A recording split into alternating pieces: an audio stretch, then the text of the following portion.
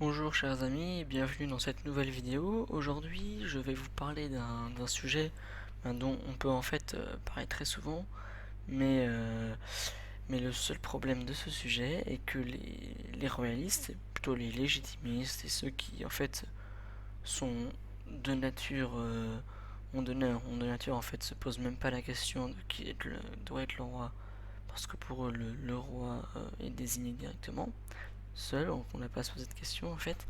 Cette question c'est pourquoi une royauté héréditaire.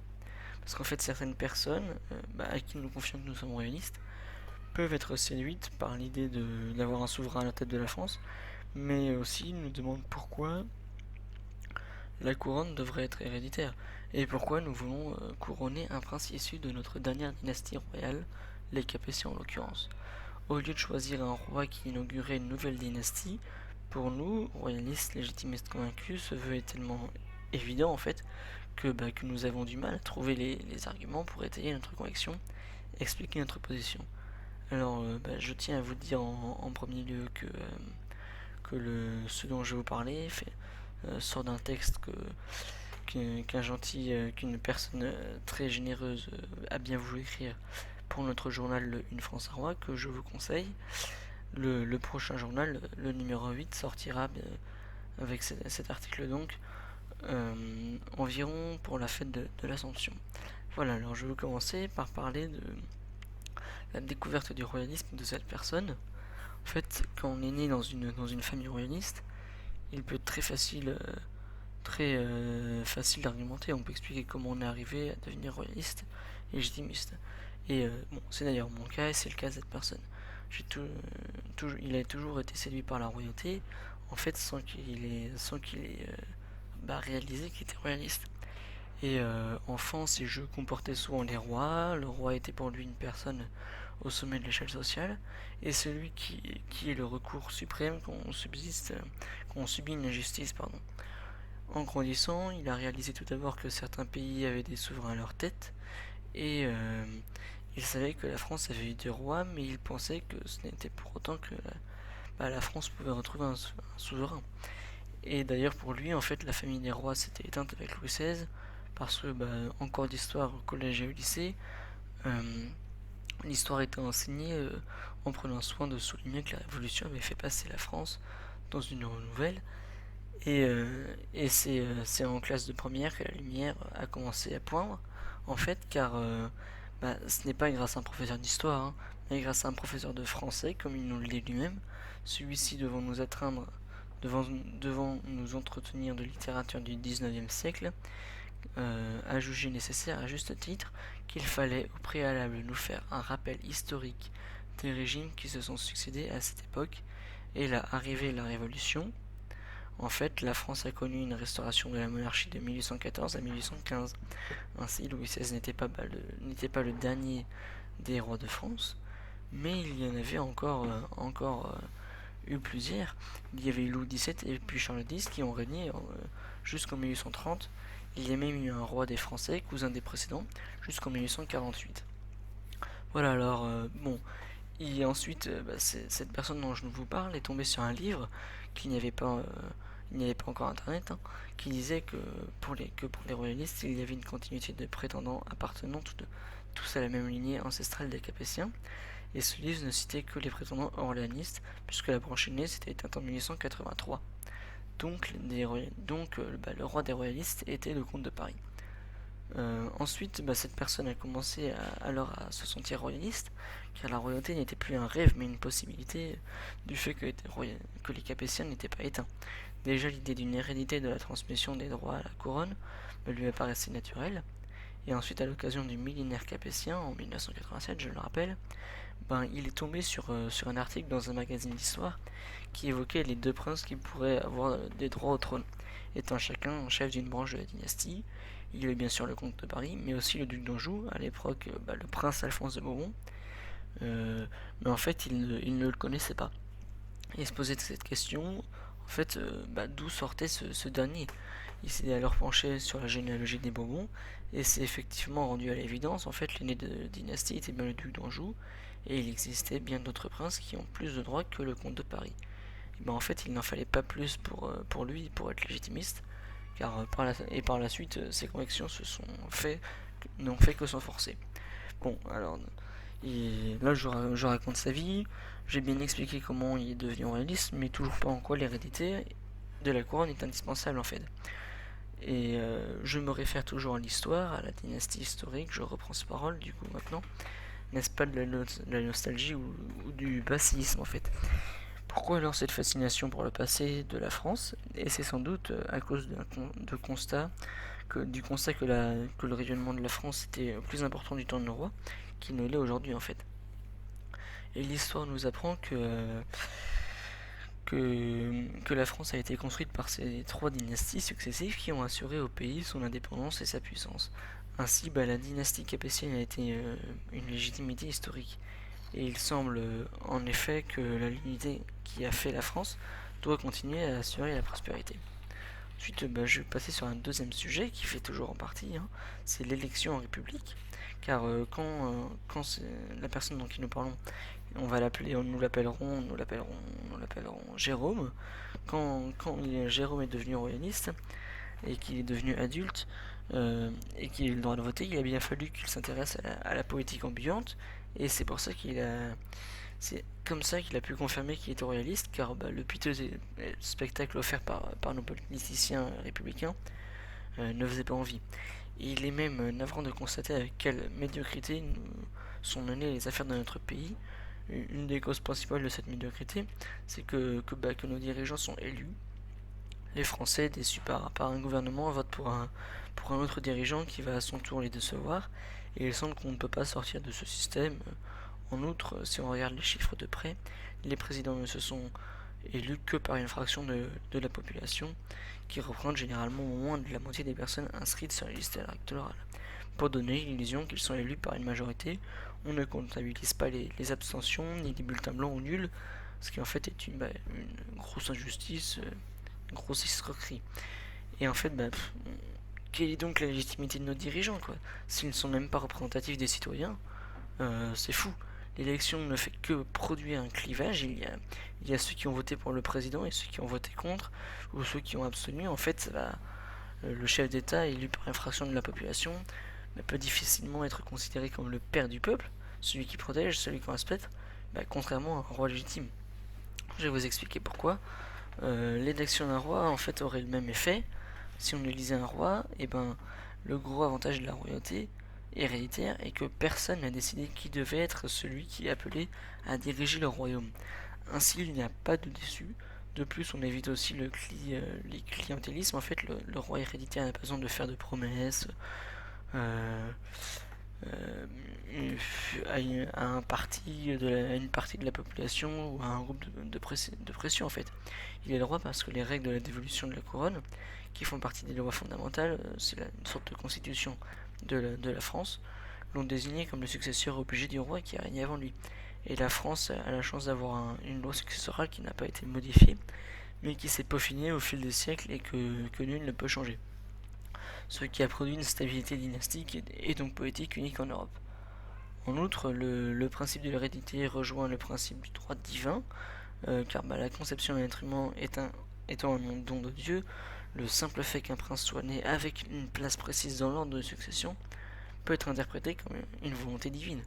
On peut voir que le duc d'Anjou, Louis XX, qui est le roi de France, en fait, le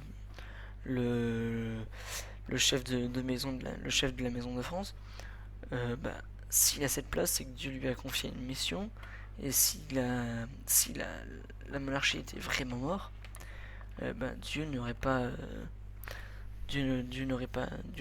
laissé continuer comme cela. Il aurait arrêté, ça n'aurait fait que causer des problèmes en plus. Et c'est pour ça que je pense que, en tout cas, on peut penser que le simple fait qu'un prince soit né avec une place précise dans l'ordre de succession peut être interprété comme une volonté divine. Ensuite, j'ai passé sur l'élection du roi.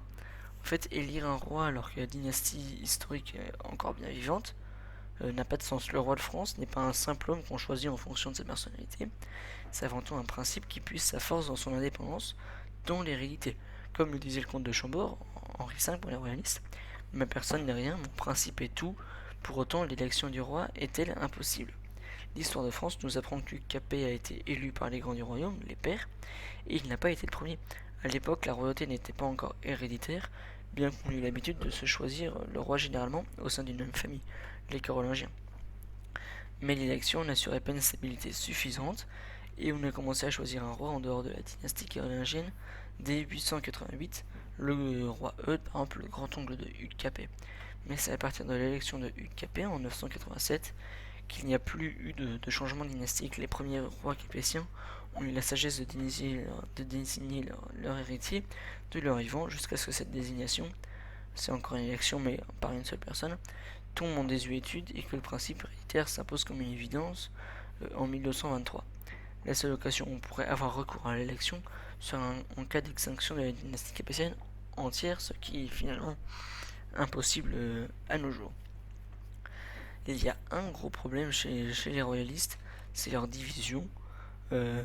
Et bien parce que j'entends une objection en fait. Si cette loi de succession héréditaire est si parfaite, comment se fait-il que tous les royalistes ne soient pas d'accord sur l'identité du roi légitime?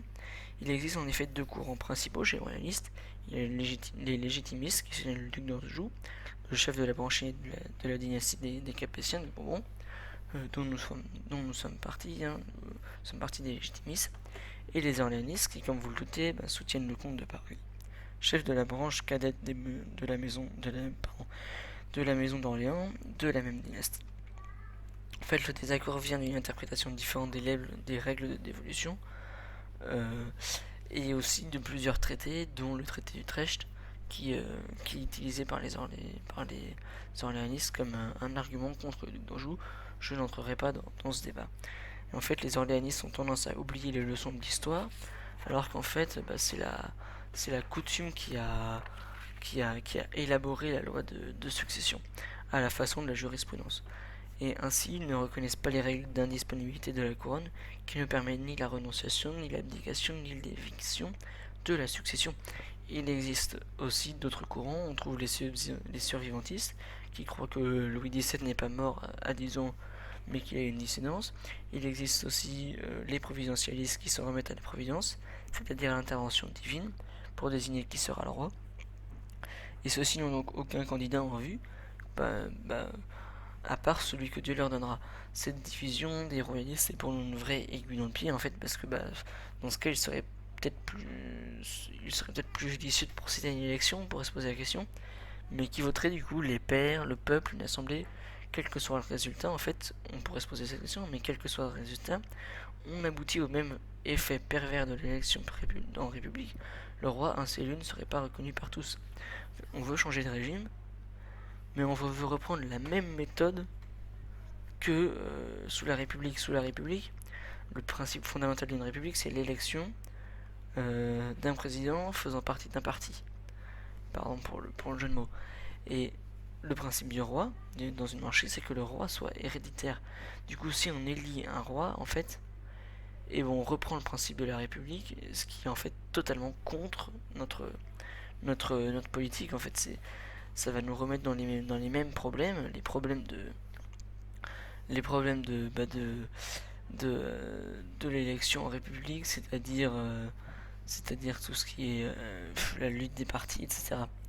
La seule solution qu'on peut entrevoir, en fait, c'est de faire progresser l'idée de la légitimité historique et de l'application des lois fondamentales du royaume, qui désignent clairement l'unité de nos rois en la personne de Monseigneur le Prince Louis de Bourbon, duc d'Anjou. D'ailleurs, le courant légitimiste s'est considérablement développé, alors qu'il y a une cinquantaine d'années, on ne connaissait que le comte de Paris, en fait. Pour conclure, après ces 14 minutes de petite émission, le grand avantage d'avoir un roi héréditaire au lieu d'un roi élu, et a fortiori d'un président élu, est que non seulement on n'a pas besoin de le choisir, mais en plus on peut penser qu'il a été choisi par Dieu pour régner. Le droit divin n'est-il pas supérieur au droit des urnes, en fait, le droit de la République? Eh bien si, moi je vous le dis que si, le droit de Dieu est supérieur à tout autre droit, et la monarchie, une monarchie de droit divine, une monarchie de droit divin, et ce droit divin est supérieur au droit des urnes. Et à la question pourquoi ne pas changer de dynastie en choisissant du sang neuf, on pourrait répondre que d'une part, il ne faut pas éviter l'élection du roi, il faut éviter l'élection du roi, pardon, en raison des inconvénients de l'élection, le clivage, le clientélisme, la lutte des partis, et que d'autre part, la lignée actuelle des dynastes a une légitimité qu'aucune autre famille ne peut avoir. C'est la lignée qui a construit la France, à la suite des premières et des deuxièmes dynasties qui sont, elles, éteintes. Donc si l'on veut une royauté, l'hérédité et la restauration de notre dynastie, plus que militaire, plus que millénaire, coule de source. Coule de source. On pourrait rajouter que de plus, si cette maison royale existe toujours, c'est que Dieu a une mission à leur donner et que cette mission est la reprise du trône de France, la reprise de son trône, du trône de Dieu, pour remettre Dieu en tant que vrai roi de France et la Sainte Vierge, sa mère, en tant que vraie reine de France. Et voilà, messieurs, nous avons terminé cette petite émission.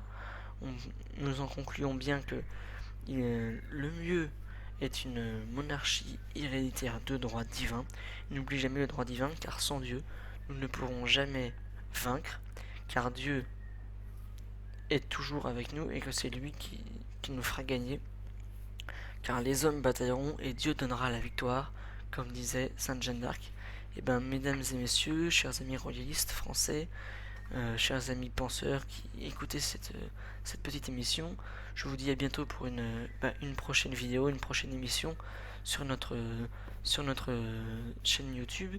Je vous remercie de nous avoir écoutés jusqu'au bout. Je vous demande bien, s'il vous plaît, de vous abonner. Cela nous aide beaucoup, cela nous encourage. Vous pouvez bien sûr vous abonner sur le site, vous abonner à la chaîne YouTube, vous pouvez vous inscrire au Cercle Royal des Enfants de France pour des réunions d'études qui s'organisent actuellement. Vous pouvez faire beaucoup de choses et vous pouvez aussi beaucoup prier, car c'est en priant que Dieu nous donnera la victoire. Merci beaucoup, à une prochaine fois. Et cette vidéo a été faite par la chaîne Une France un roi du Cercle Royal des Enfants de France. Merci beaucoup.